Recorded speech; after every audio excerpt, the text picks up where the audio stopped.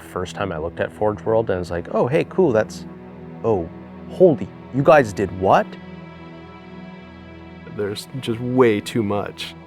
You can't keep it all in your head at once. It was so beyond our production capability. We were just like, that's crazy. We can't do that. I couldn't stop the artist who started creating it.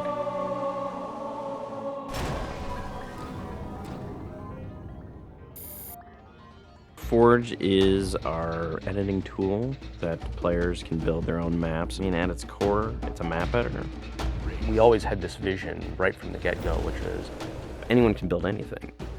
Giving the fans the tools, they can take it and run with it and make it their own. Forge World actually started as 5 separate maps. And I said, wouldn't it be cool if like you could play this and go over there and then play over there if you wanted? And Forge World was born. There were a lot of people telling us that, no, you cannot ship this as one big map. We have this awesome new automatically generated LOD system called impostering that makes objects that are really far away really cheap to draw. We're pushing what we can do with the Forge budget, so that lets us have many more objects up on the screen at once, which lets us put more objects into Forge. Interesting to take the Banshee or Falcon out for a spin in Forge World, because it actually takes a while to get from one end to the other. The second you come into this space, you should know that you're on Halo.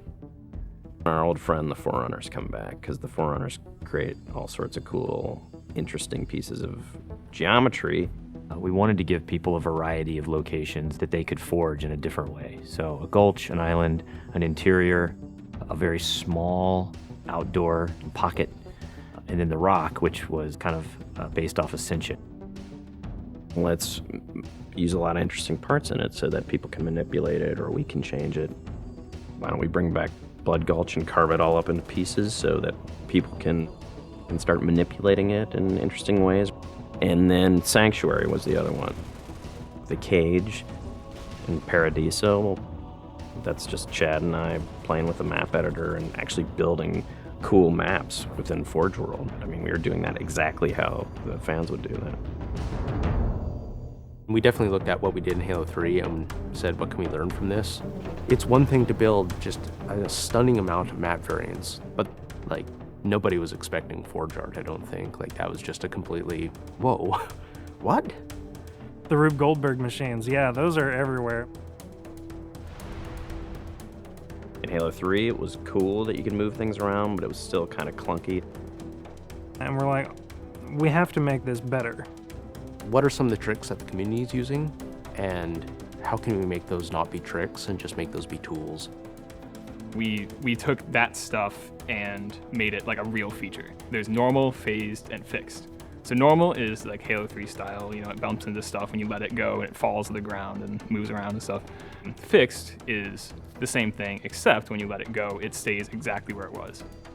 And then phased is the coolest because it means that while you're editing the object, it's not actually interacting with the environment. You can put it through a wall, you can put it, you know, through other objects. Which changed everything for Forge, like immediately. It's much easier to build a Forge space. There's snaps and rotates and degrees and units that you can move things. You can be very precise. The camera controls, it's actually really good for object placement because like little touches on the stick don't translate into really sudden jumpy movements. And then we also have a fine editing mode. You click the stick in and then your camera starts moving very slowly. You're not spending like 3 hours trying to get one block to line up directly to 3 other blocks. You can select individual objects and say, get rid of all the objects of this type. So if you're trying to get rid of all the spawn points on a map because you want to go and replace all the spawn points, you can do that.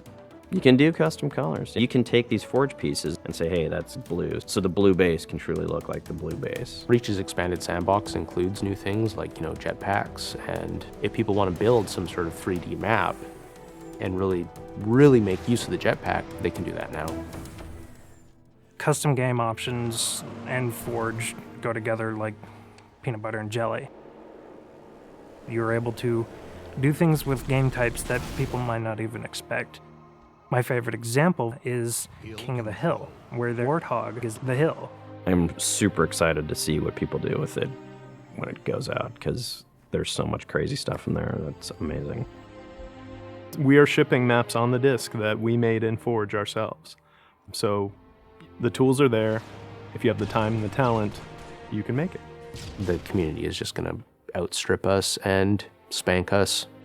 With the new tagging system, you can save a forged variant, you can post it to your file share, and then you can say, you know, sweet new map. Things that are good are downloaded by a lot of people and passed around to a lot of people, and that makes the really sweet stuff bubble up to the top. I'm looking forward to what the next big community game type is going to be. We realized that Reach was our swan song to Halo, and what better way to do that than to let people do what we've been doing all along, which is creating new cool maps. It's nice to go out with a bang, and this is a pretty big one.